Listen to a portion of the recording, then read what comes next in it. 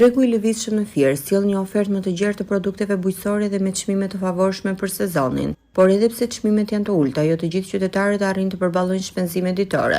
Kontrastet mes tregtarëve, prodhuesve dhe konsumatorëve tregojnë një realitet sfidues. Si ju duken çmimet e produkteve? Lirë fare janë të rrojrama. Mirë, ashtu. Për ne pensionistët, hajt. Çmimet e produkteve si ishin sot në treg? Të kripura janë. Po sot i ka 200 më shumë, nesër 200 më shumë. Të lira ishin gjitha ushqimet. Zarzavate, të lira ishin.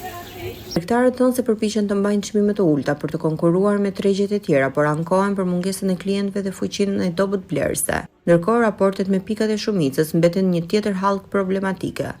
Zapesh, prishet, aq e marrin, e punoj për 100 lekë. Mallin. E morën me 6, e çon me 7 çmim. Ku ka çmim? Ku që blerëse nuk ka. Lirë sa ai do ta hedhi poshtë, do ta japi se s'vën, ai se punon dot. Gjithë ato që ka dhënë edhe shumica. Bën shpenzimin e vet ai ku vetë merr. Po. Pension me nena. Jam vetë 6.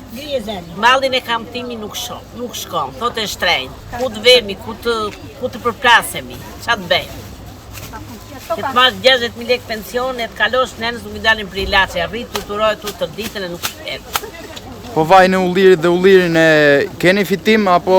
Fare po të thuaç. Do t'i edhim plen, do t'i punojmë, do t'i bëjmë, nuk kemi fitim vëllare, për ç'a do bëjmë, ku të bëjmë?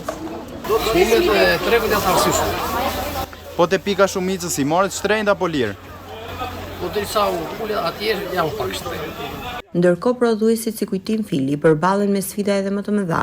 Ai vë theksin tek pamundësia për të shitur produktin dhe rrëfen se si ai vetëm shpenzon dhe shet shumë pak.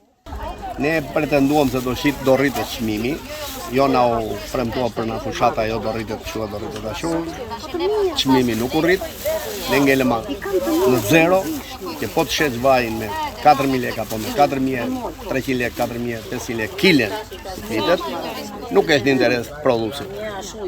Dhe nuk është në interes të askujt, jo të prodhuesit. Sepse ne një kujtal ple që po blejim, gjoja po marrim subvencionim, as vjen, na paguon vetëm 5 litra naftë, me ai 5 litra naftë ne nuk ja dalim dot me parlat, me frezat e me traktorin e me ato të tjera. Jo pasaj me të rysh në shkundjen, jo të rysh në pompën e spërkatjes, jo të rysh në tjerat kimike që blejnë, jo në hilaç, në preparatet që spërkasim mullirin, e të ruajmë në krimi, e të ruajmë në miza, e të ruajmë të pastre. E deri tashi që ne nuk po e shesim dot. Në 15 kujtal vaj që prodhojmë ne, që prodhoj unë gjatë vitit, unë kam shitur deri tashi 70 litra vaj.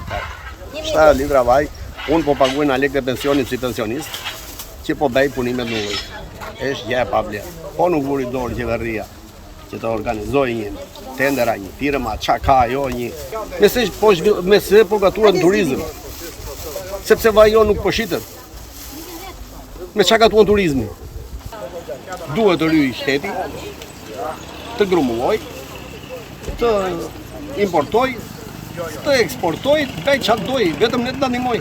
Tregu i lëvizshëm në Fier mbetet një alternativë për shumë blerës dhe shitës, por pas strategji të qartë për të ndihmuar prodhuesit dhe për të fuqizuar konsumatorin, ky realitet do të mbetet një zinxhir i vështirë për t'u thyer.